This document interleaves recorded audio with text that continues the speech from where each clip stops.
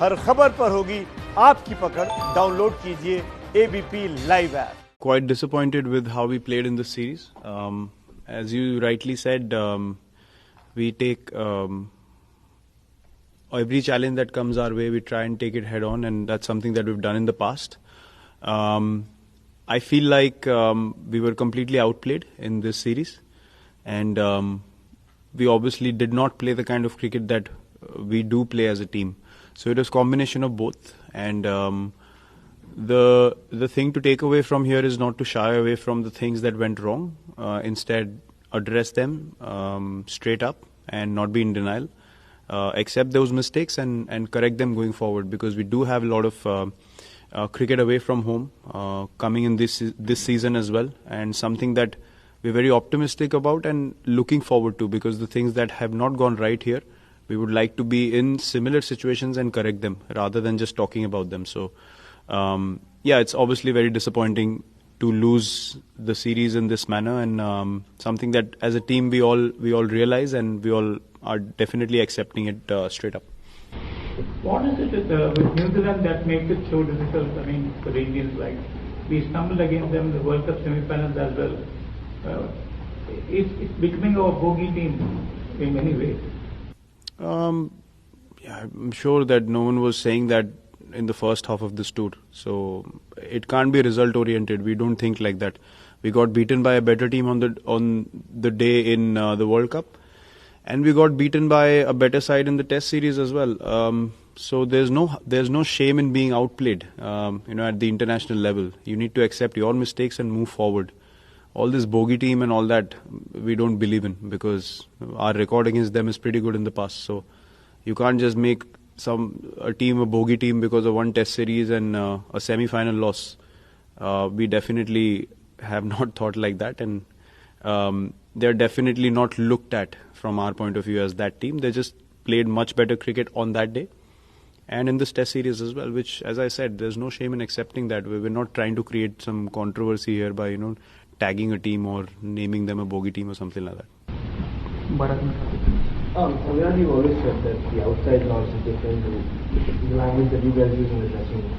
So as a captain, what is your process to process a series like this when you just sit by yourself?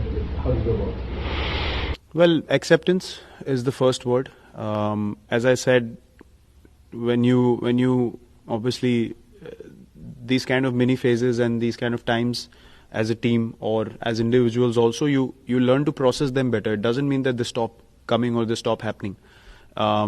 You understand what you can learn from them, and put your head down and just work hard. And the only communication that has happened and that needs to happen is that don't forget what has happened. Learn from it and don't dwell into it too much. So it's a delicate balance. You can't ignore it. Plus, you can't dwell on it every day. You can't just keep thinking about the same thing. Otherwise, you won't be able to move forward. But also, if you're in denial, then you'll probably not correct those mistakes either. So I think it's about recognizing what went wrong and having the capacity and the acceptance, as I said, to correct those things and to work on those mistakes, which as a side we are all willing to do, because there are no easy wins. There are no givens at the international level. You have to earn every win, and this time around we are just not good enough as a side. And as I said, we have accepted that before anyone else, and we have no shame in admitting that we were not good enough. We did not play our best cricket, not even close to it.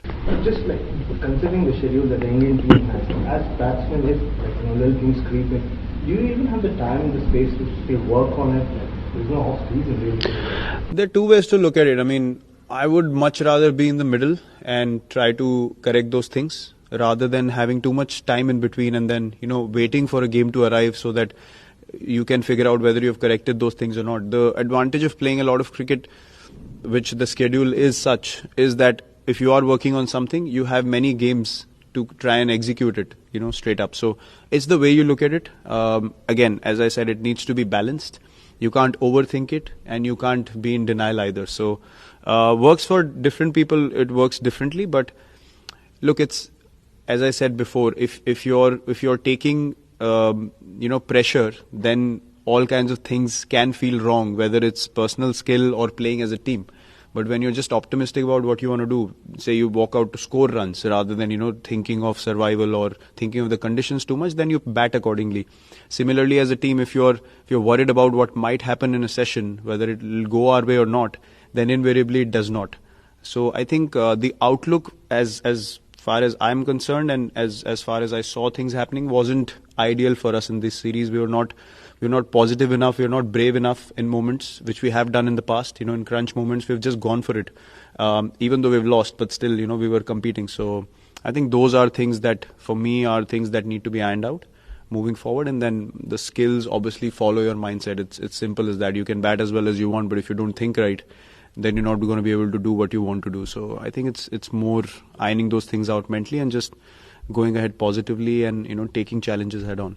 But Virat, don't we need actually two games, just two more? Another question as well. Karthik. Virat? Yeah. One of the things you've taken a lot of pride in is the fast bowler performance overseas, especially overseas in the last 2-3 years. And how do you think they went here? And also, once the main three fast bowlers, Bumrah, Shami and Ishant, do you think you have the depth right now, or is that something you need to work on? Like, if one of them isn't available like Ishant was here? This is something that we have been talking about. We have identified a few guys. We do have people who can, potentially come up the ranks. Saini is one already that's come into the system. We do have 2-3 more that we have an eye on. We need to be very careful, and we need to understand that this is one factor that has gotten us a lot of success, and we need to make sure that those standards are kept high. We recognize and understand who are the guys that can do a similar job potentially, as well as these people have done, Umesh included. I think they bowled pretty well, especially in this test. They bowled pretty well. Even in the first innings, our comeback was really good. Even second innings, I think, we kept hitting the right areas. So as far as execution is concerned, I think we were much better in this test match compared to the first test match. But from the larger picture point of view, we do need to recognize who are the next 3-4 guys that can sort of keep the standard up, because you don't want to feel a void suddenly if a couple of guys miss out and suddenly you feel like things are different. So I think that's what happens in cricket. Mini transitions happen every now and then, and you need to be aware as a side. You can't squeeze the life out of individuals, and when they're done, you have no backups. So I think we as a side are pretty aware that these things are quite possible with, more games, and these guys are not getting any younger either. So we need to be very careful and very aware and, accept that these are situations that can potentially come up, and have guys who can replace them ready and, up and running as soon as that happens. So yeah, this is definitely something that we have had a lot of discussions about, and we are on the right track in terms of having those people as backups. A question regarding Cheteshwar, Ajinkya, Hanuma in the middle order. Quite similar kind of player, different to you. So when they get stuck around, there is a bit of a problem, and all three are getting stuck. Someone like Ajinkya with probably last 2 years in South Africa, England, New Zealand, he has an average of around 25 or in around 23-24 competed in. Where does it leave him? A very senior player, much expected. Where does it leave him? And also the fact that someone like Rishabh, who has been getting a chance, he has been kept in the team so that his confidence doesn't go down. But at times, does it also work the opposite way around? Like that he feels that he can take his place for granted in the side? Firstly, Jinx is one of those players who's been very solid for us in Test cricket, and I don't look at averages and numbers and those things too much. It's about impact performances, whether he's been able to make enough impact performances for the team, and the answer for me is yes. Whenever we have required a important performance from him, more often than not he has delivered in that regard. And you also have to figure out how many guys in your team do average more than 43, 44 or 42 in Test cricket. So if you have a solid middle order, you need to make sure that those guys are playing together enough. If few games here and there you don't execute those things properly, doesn't mean you become bad players. So Jinx, for us, we're not even thinking about those kind of things. He's been pretty solid as far as I see it. He has put his hand up on many occasions when the team has been in trouble. So there's no issues there. With someone like Rishabh, we have given him a lot of chances in a run in the home season as well, starting from Australia. Then he was not playing for a bit. In turn, he really worked hard on his game and himself. So you need to figure out when is the right time to give someone else a chance.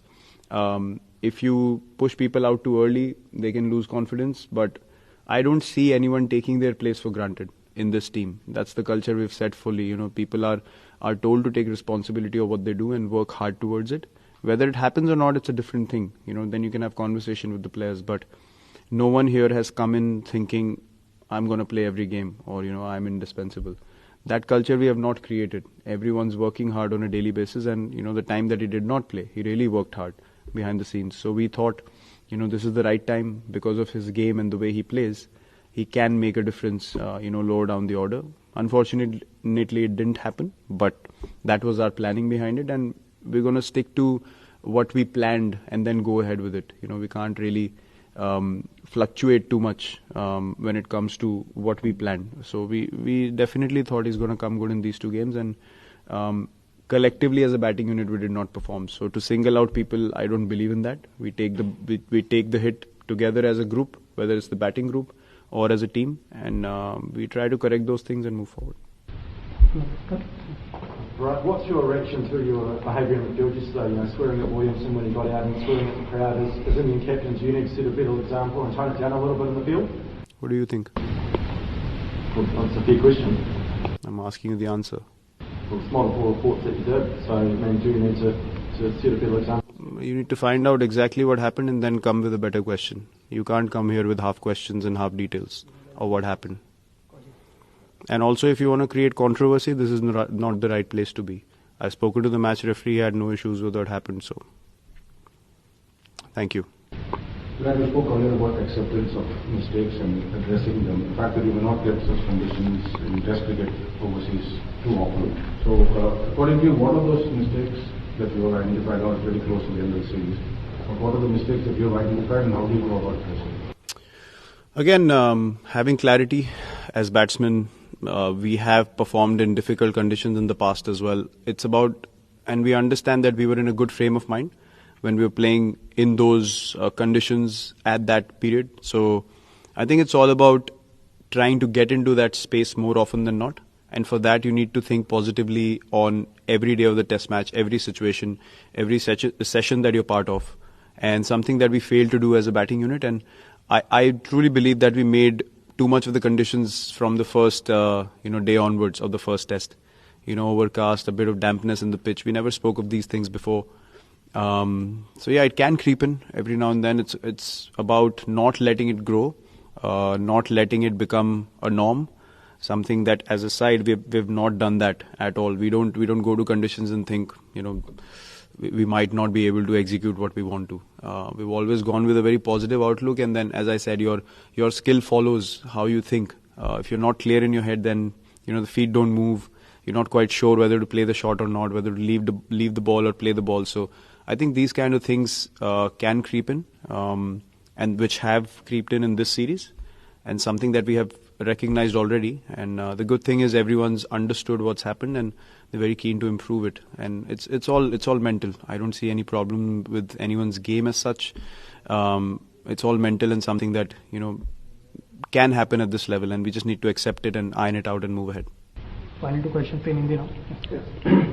Virat, कई बार आपको लगता है कि ये team जरूरत से ज्यादा आप पर डिपेंडेंट है, और खासकर पर्सनली कभी मायूसी होती है कि अगर कोई एक आध सीरीज बीच में अगर आपके स्टैंडर्ड के हिसाब से नहीं है तो दूसरा कोई टीम में कोई सीनियर बल्लेबाज है वो संभालने वाला नहीं, ऐसी बात नहीं है। आप ऑस्ट्रेलिया सीरीज देखें अगर, तो उसमें सबसे ज्यादा कंट्रीब्यूशन पुजारा का था, और वो पहली बार हम वहां पे जीते। तो जैसे मैंने बोला, आप सिंगल आउट करके चीजें देखने लगेंगे तो आपके पास बहुत सारे एक्सक्यूज बन जाते हैं कि इस वजह से नहीं हुआ या उस वजह से नहीं हुआ।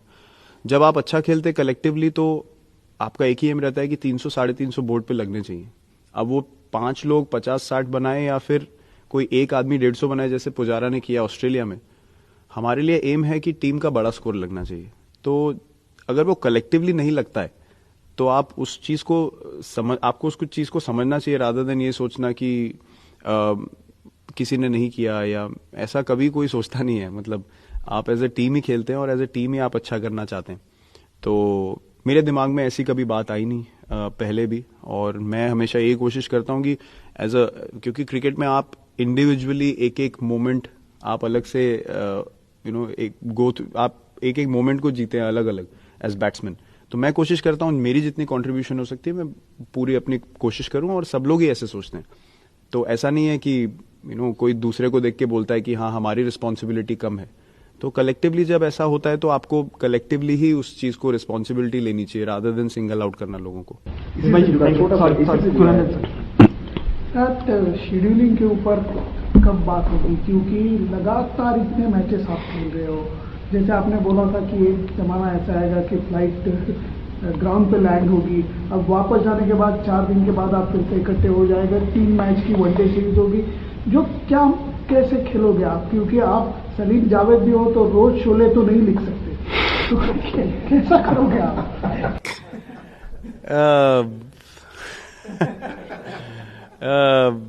मैं क्या जवाब दे सकता हूँ।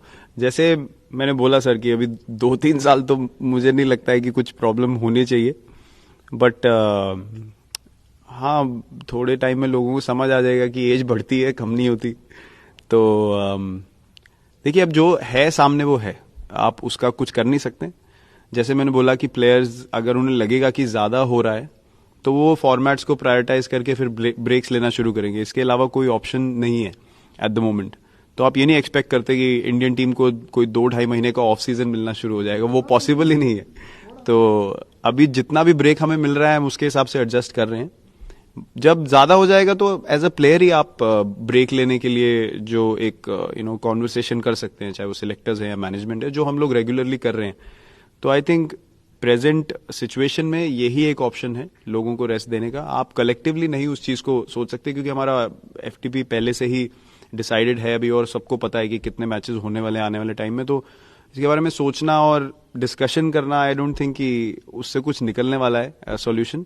जो है हमें उसके हिसाब से एडजस्ट करना और फिगर आउट करना है कि कब हम ब्रेक ले सकते हैं, कब प्लेयर्स को रेस्ट दे सकते हैं, वो सब चीजें हमें बिल्कुल बिल्कुल जरूरी है। अब आप देखिए अगर कोई bowler mid match break down करने लगे तो फिर आप कहाँ छूट जाते हैं एज ए टीम, वो आप सोच सकते हैं। तो लास्ट डे में हुआ कि और एक्सटर्नल ब्लो हुआ, लेकिन जैसे मैंने बोला कि जब वर्कलोड बढ़ता है तो इंजरी कभी भी हो सकती है किसी को भी। तो आप एक सिचुएशन वो नहीं चाहते जहां पे आपके मेन प्लेयर्स किसी जरूरी टाइम पे ब्रेक डाउन हो रहे हैं। तो वो हमें अभी हमारी रिस्पॉन्सिबिलिटी है वो फिगर आउट करना कि वर्कलोड के हिसाब से किसको कब रेस्ट देना है। होपफुली फ्यूचर में ये एक कलेक्टिव विजन बन जाए तो ज्यादा अच्छा होगा। एबीपी न्यूज आपको रखे आगे। न्यूज चैनल इतिहास की सबसे बड़ी सीरीज प्रधानमंत्री सीरीज 2 शनिवार रात 10 बजे।